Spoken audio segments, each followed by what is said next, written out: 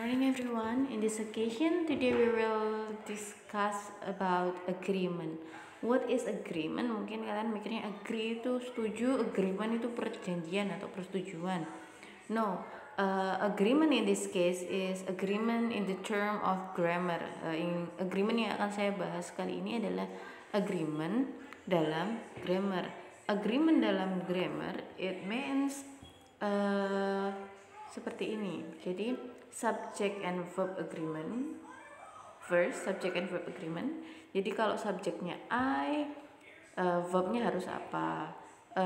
Contoh sederhananya seperti simple present tense.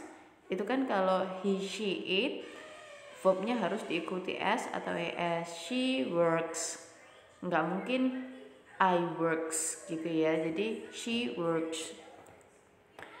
In the case of subject-verb agreement, tidak hanya masalah itu juga. Expression of time, distance, price, and weight need a singular verb.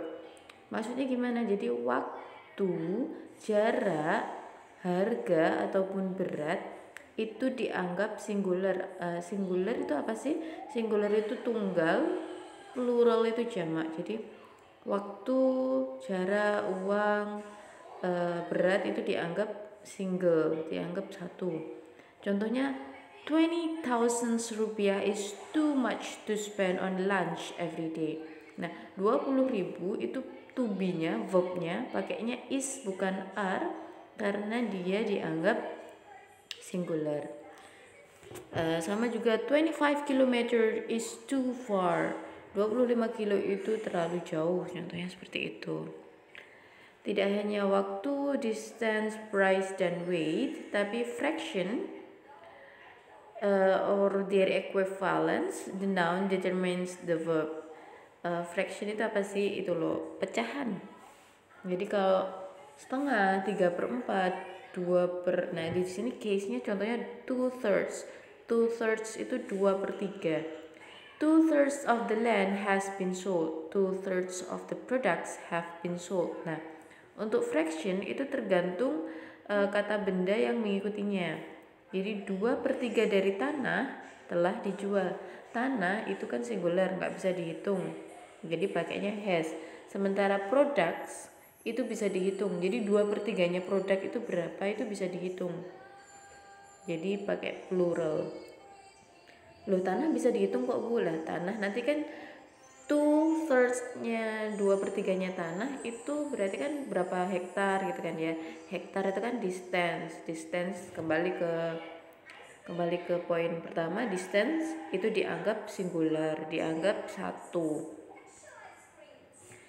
Next, the verb is determined by what is next to it in sentence with either A or B or neither A nor B. Untuk either or, neither nor itu sama seperti poin kedua, singular atau pluralnya tergantung apa yang mengikutinya.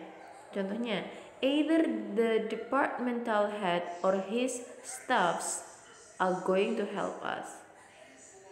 Jadi departmental head itu kan singular, his staffs itu jamak.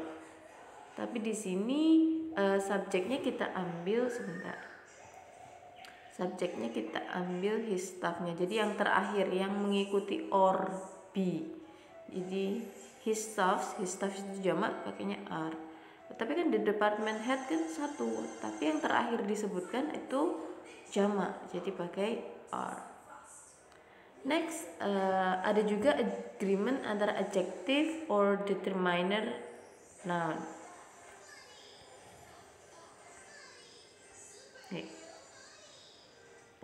Contohnya maksudnya gimana sih modifiers? Oke, kita bahas modifiers dulu. What is modifiers? Modifiers itu penentu noun modified by the agreed number. Contohnya all books, each car, every, several, some, few, little, itu namanya modifiers. Nah, this book versus those books. Jadi kalau modifiernya this, verbnya harus book, nggak pakai s karena this itu modifier ini untuk benda satu. Kalau bendanya ada banyak, modifiernya harus those books. Sama dengan every itu kan setiap satuan, jadi every itu harus diikuti dengan singular, all semua itu diikuti dengan plural. Sama dengan another itu harus diikuti singular. Beda kalau other ya, kalau n-nya ini dihilangin, other aja itu diikuti plural. Karena ini another, ini singular, several kan beberapa, plural. Sama kayak some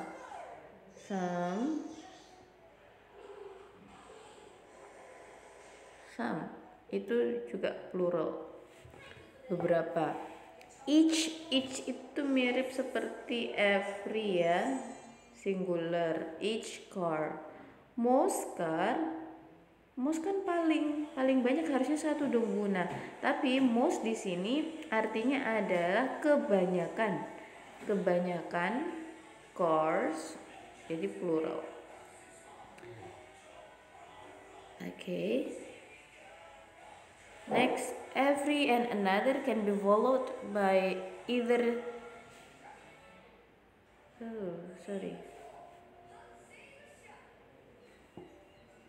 Every and another can be followed by either singular and plural noun. Every ini tadi saya bilang memang every pasti diikuti singular awalnya ya. Tapi sebenarnya dia juga bisa diikuti plural. Spesial nih. Kalau every day, jadi dia langsung diikuti noun, dia singular. Tapi kalau ada penyebut angkanya, every 2 days otomatis plural karena ini ada kata to.